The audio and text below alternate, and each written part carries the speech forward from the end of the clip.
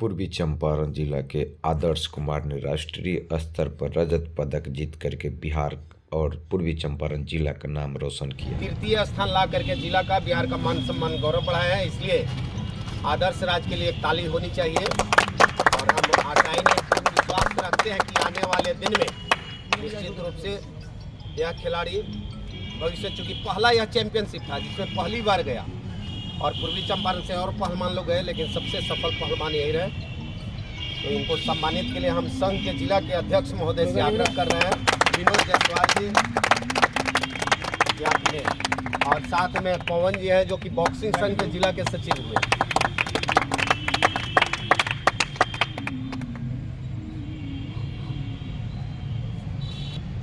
उनतीस अगस्त को हमेशा सम्मानित करने का कार्यक्रम होता है, उस दिन बृहद रूप से सम्मानित किया।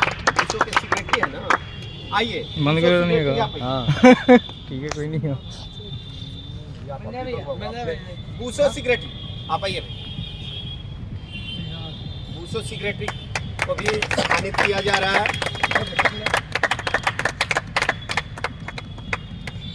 हमारे खेल जगत के कोहिनूर दीपक सिंह कश्यप, ये एक महान व्यक्ति हैं जो कि खेल को जिंदा रखे हैं। हमारे चंपारण ही नहीं, बिहार ही नहीं, पूरे देश में ये गौरव का विषय है। हमारे धन्यवाद दीपक बाबू। सर, पूर्वी चंपारण जिला के ग्रेपलिंग कुश्ती के आप अध्यक्ष हैं और पूर्वी चंपारण से जो खिलाड़ी राष्ट्रीय स्तर पे गया हुआ था और वहाँ से ये विजेता होकर के आए हैं, तो इन खिलाड़ियों के शुभकामना के लिए आप क्या ईश्वर से कुछ इनकी उज्जवल जीवन के लिए क्या कामना करते हैं और किस रूप में इनको आगे देखना चाहेंगे? मैं अपने इस चंपारण के बच्चे को उज्जवल भविष्य की तरफ आगे बढ़ते हुए देखना चाहते हैं और मैं गर्व करता हूँ उस माता पिता के जो कि इन्होंने ऐसे बच्चे को जन्म दिया जो कि हमारे चंपारण का नाम रोशन कर और समझिए कि बिहार ही नहीं पूरे देश का नाम रोशन करेंगे कल होकर। और मैं यही आशा करता हूँ, पूर्ण विश्वास करता हूँ कि ऐसा कर दिखाएंगे। विशेष इनके माता पिता को कोटि कोटि प्रणाम ऐसे बच्चे को जन्म देने के लिए। हमारे बीच में दीपक कश्यप जी हैं और इनके ही दिशा निर्देश से पूर्वी चंपारण जिला में ग्रेपलिंग कुश्ती का आगमन हुआ और इनके ही दिशा निर्देश से ये पूर्वी चंपारण के खिलाड़ी जो कि राज्य स्तरीय और राष्ट्रीय स्तर पे गए और राष्ट्रीय स्तर पे मेडल लेके आए हैं। इस पे सर आपकी क्या इच्छा जाहिर करते हैं बच्चों के लिए? पूर्वी चंपारण जिला ग्रेपलिंग संघ की ओर से, बिहार राज्य ग्रेपलिंग संघ की ओर से पत्रकार बंधुओं को हम शुभ आशीर्वाद देते हैं। दोनों मेरे छोटे भाई तुल्य हैं इसलिए, और हम बता दें कि जिला में ग्रैपलिंग कुश्ती एक ऐसा खेल है जिसने जब से गठन हुआ है तब से लगातार राष्ट्रीय स्तर पर मेडल दे रहे हैं। पहले शशिकांत सिंह ने लगातार 2 साल तक इंडिया को गोल्ड मेडल दिए, इंडिया नेशनल प्रतियोगिता में गोल्ड मेडल दिए, और उतना ही नहीं उनका सिलेक्शन इंडिया टीम में भी हुआ था जो कि वर्ल्ड चैंपियनशिप रसिया खेलने जाना था, लेकिन आर्थिक तंगी के कारण, स्पॉन्सरशिप के कमी के कारण चंपारण का लाल राष्ट्रीय प्रतियोगिता में गोल्ड मेडल रह करके रह गया, लेकिन वह विश्व चैंपियनशिप में भाग नहीं लिया। इस बार आदर्श राज ने कम दिनों के प्रैक्टिस में ग्रैपलिंग खेल को अपनाया और अपना करके राष्ट्रीय प्रतियोगिता में तृतीय स्थान लाया। ये काफ़ी काबिले तारीफ है। हम आप लोग के माध्यम से बता दें कि चंपारण में प्रतिभा की कमी नहीं है, सिर्फ उसके लिए स्पॉन्सरशिप और बेहतर कोच की आवश्यकता है और प्रशासनिक स्तर पर सपोर्ट की भी आवश्यकता है। बड़े दुर्भाग्य के साथ कहना पड़ता है कि इस खिलाड़ी को अगर मोतिहारी में बने हुए खेल भवन में अगर जिम में जाने का मौका मिला रहता, प्रैक्टिस करने का मौका मिला रहता, प्रशासन की ओर से सुविधा दी गई रहती, तो आज यह खिलाड़ी गोल्ड मेडल लेकर के जिला। सर, यहाँ पे मैं आपको रोकना चाहूँगा। जिला प्रशासन की तरफ से ये आश्वासन दिया गया है कि जो भी खेल से कोई भी खिलाड़ी अगर राष्ट्रीय या राज्य स्तरीय स्तर पे मेडल लाते हैं तो उनके जिला के सचिव अपने लेटर पैड पे उस खिलाड़ी का नाम और सर्टिफिकेट का छाया प्रति अगर लगाते हैं तो जिम में उसे फ्री ऑफ कॉस्ट प्रशिक्षण लेने की सुविधा मिलेगी।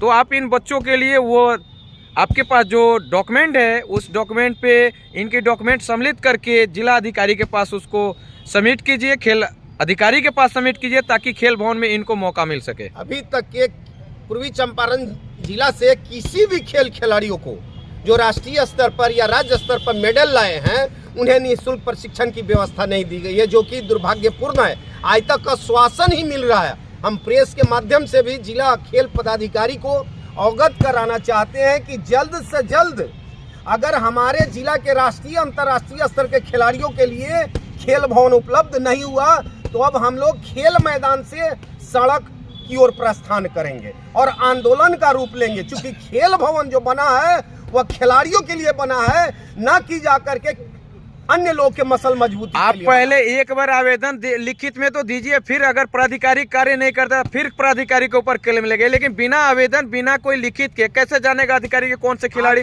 राष्ट्रीय स्तर पर विजेता हुआ है और उसकी यहाँ सुविधा मिलनी चाहिए। खेल पदाधिकारी के देख रेख में जब भी बातचीत हुई, मीटिंग हुई, उसमें आवेदन पूर्व में दिया भी गया था, जैसे कबड्डी का, बॉल बैडमिंटन का, लेकिन आज तक के उस पर कोई अमल नहीं हुआ। रही बात ग्रैपलिंग का, कुश्ती का, वुशु का, तो इनके भी सचिव महोदय जल्द से जल्द उसको आवेदन दे करके, लेकिन हम आप लोग के माध्यम से मांग कर रहे हैं कि निश्चित रूप से खेल पदाधिकारी जल्द से जल्द इस रूप में कदम उठाए, अन्यथा खिलाड़ी और खेल संगठन के लोग खेल भवन की ओर सड़क के माध्यम से कूच करेंगे और धरना प्रदर्शन तक के करेंगे। मैं सबसे पहले मैं आपको एक चीज मैं आश्वासन दे दूं, और क्योंकि जिला अधिकारी के माध्यम से, खेल अधिकारी के माध्यम से ये आश्वासन मिला था कि हाँ, जो भी खिलाड़ी राष्ट्रीय स्तर पर मेडल लाते हैं उनके सचिव पर अपने लेटर पैड पे उस खिलाड़ी का नाम लिख करके उसका सर्टिफिकेट हमारे पास